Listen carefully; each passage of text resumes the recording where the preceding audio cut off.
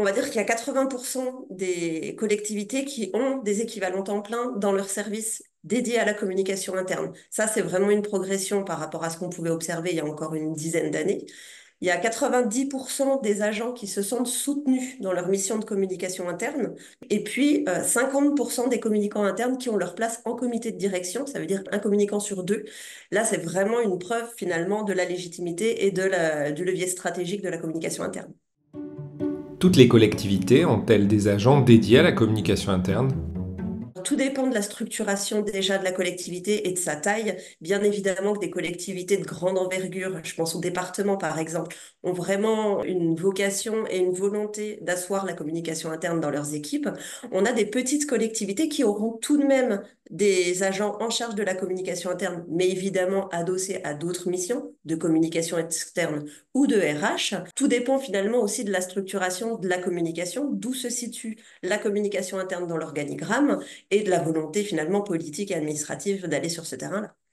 Comment peut-on faire pour renforcer davantage la légitimité de la communication interne dans le secteur public? Déjà, faire apparaître la communication interne dans l'organigramme, c'est déjà une première bataille.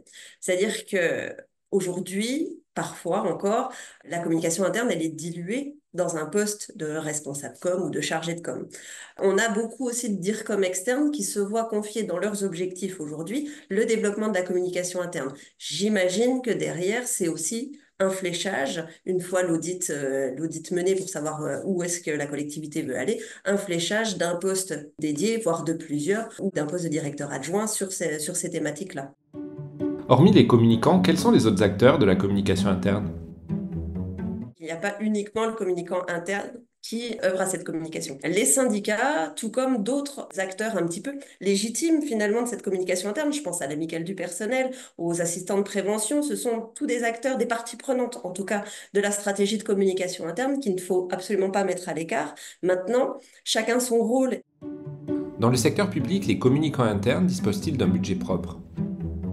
L'attribution d'un budget propre est encore plutôt mince dans la plupart des collectivités, même si ça progresse. Les crédits sont plutôt fléchés finalement sur des grandes enveloppes ou de communication ou de RH.